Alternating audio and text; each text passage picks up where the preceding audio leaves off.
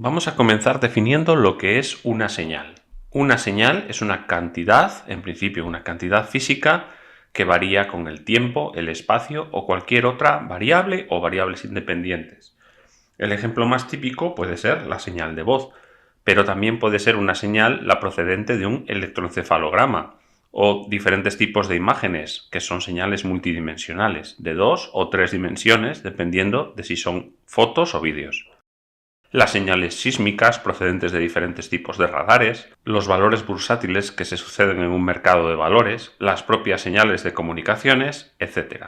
Cualquier conjunto de valores que yo pueda poner en función de una determinada variable, que cambien como cambien, lo puedo considerar una señal. Generalmente trabajamos con una representación eléctrica o numérica de una señal. En esta asignatura lo haremos fundamentalmente con representaciones numéricas. Tendremos una fuente de información que produce esos valores o produce algún tipo de conceptos que podemos traducir a valores, un elemento que se llama transductor que coge esa información y la convierte en lo que nosotros vamos a utilizar como señal. En muchos casos esa señal será eléctrica. Por ejemplo, un transductor típico es un micrófono que recoge variaciones de presión acústica, que es lo que llamamos el sonido, y lo convierte a una señal eléctrica que varía con el tiempo. En otros casos tendremos señales numéricas, simplemente sucesiones de valores que proceden de diferentes medidas, por ejemplo. Existen muchas formas de clasificar las señales. Por una parte, hay señales unidimensionales o m-dimensionales, si dependen de una única variable o dependen de m dimensiones o m variables. También se pueden distinguir entre señales de variable continua o variable discreta, a veces llamadas de tiempo continuo o de tiempo discreto, o señales analógicas o muestreadas. Las señales de variable continua están definidas para todos los valores de la variable independiente, desde menos infinito hasta más infinito. Las señales de variable discreta solo están definidas para determinados instantes de esa variable, temporales o lo que sea que represente. También podemos distinguir entre señales deterministas y señales aleatorias. Una señal determinista es aquella que puede ser definida de una forma matemática explícita, se conocen sus valores, se puede expresar su valor para un determinado valor de la variable independiente. En una señal aleatoria ese valor no puede expresarse mediante una fórmula explícita. Generalmente lo que se pueden expresar son determinadas propiedades o valores estadísticos que caracterizan a los valores que representa esa señal. Otra clasificación es entre señales de valor continuo y señales de valor discreto. En este caso es el valor de la señal el que puede tomar todos los valores posibles en un determinado rango o solo un conjunto finito de valores posibles. Una señal real y una señal compleja lo son en función de si toman valores reales o valores complejos. Y por último, veremos lo que es una señal digital, que es una señal que es de variable discreta y de valor discreto al mismo tiempo. Arriba a la izquierda tenemos lo que se suele denominar una señal analógica. Es una señal que tiene una amplitud continua y depende de una variable continua. Está definida para todos los valores de t y está definido para todos los valores dentro de un determinado rango. Todos estos valores son posibles. Eso es lo que se llama una señal analógica. La podemos convertir en diferentes tipos de señal utilizando dos procesos que ya conocéis.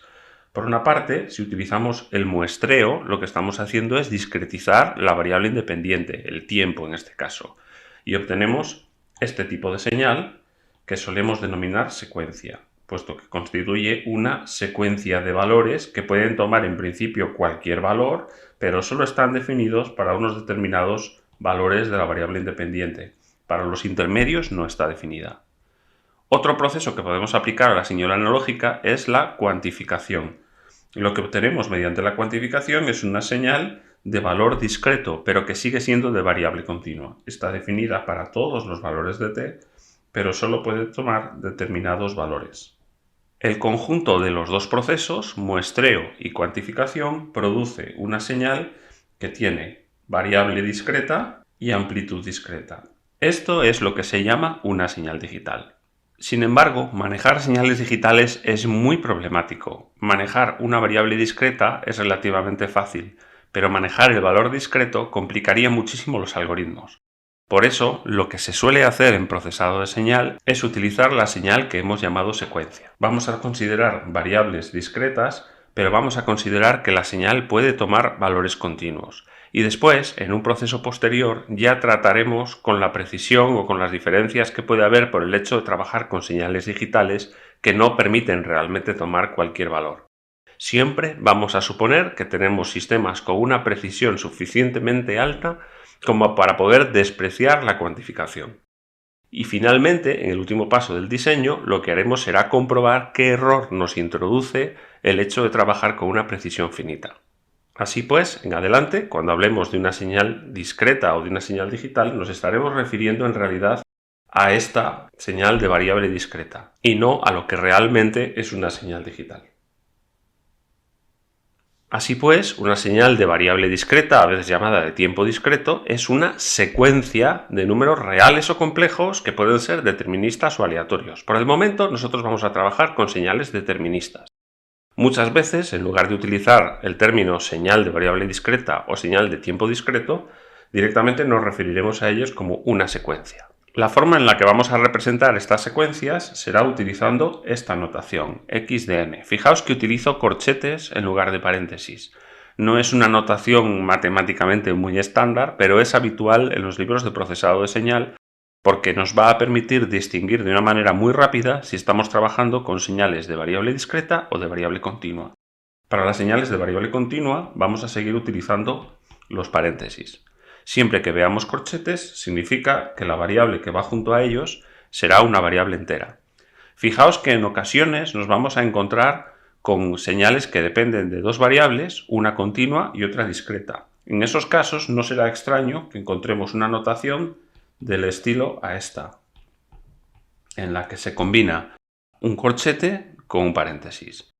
Como os digo, matemáticamente no es algo muy correcto, pero es una forma práctica de no perder de vista si estamos trabajando con variables continuas o discretas, porque en muchos casos va a ser fundamental para definir qué tipo de operaciones tenemos que realizar. Una cuestión importante es que esa variable n, aunque a veces la llamemos de tiempo, no tiene por qué representar tiempo. Podría representar, por ejemplo, una coordenada espacial. Yo puedo medir la temperatura que hay en un determinado pasillo y voy obteniendo diferentes valores para diferentes posiciones. En ese caso, n sería espacio, la temperatura en el metro 0, en el metro 1, en el metro 2, en el metro 3, así hasta que recorra el pasillo completo. Otra señal que podría representar que no es tiempo sería el valor del campo radiado, por ejemplo, por una antena en un dominio cerca de ella. Entonces, esa n sería en diferentes direcciones del espacio y por tanto podría estar representando un ángulo. Lo que radia la antena en la dirección 0 grados, a 10 grados, 20 grados, etcétera, etcétera. Como ya hemos dicho, las señales de variable discreta no están definidas para estos valores no enteros de n.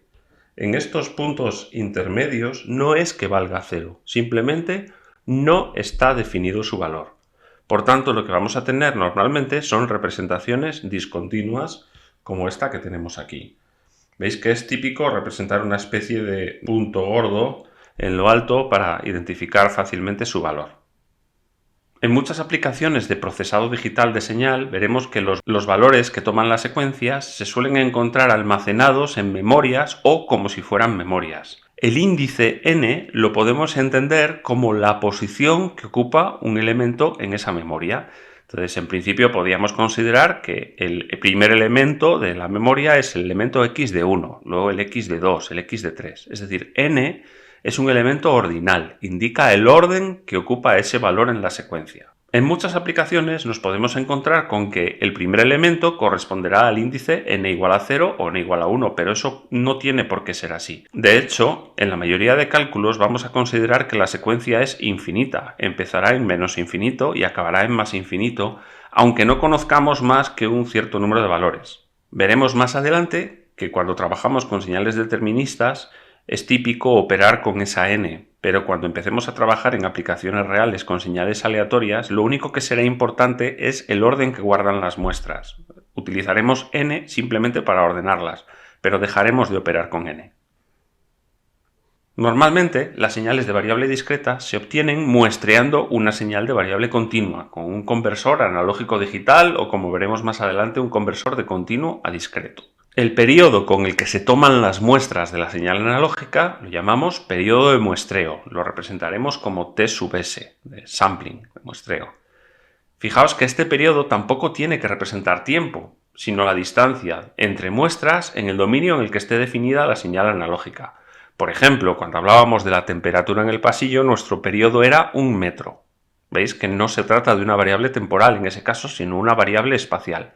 Las muestras de temperatura se tomaban cada metro. Luego T sub S sería 1 metro. El inverso del periodo de muestreo se llama tasa de muestreo y muchas veces se llama frecuencia de muestreo. De hecho, es habitual llamarlo así, a pesar de que no necesariamente va a ser una frecuencia.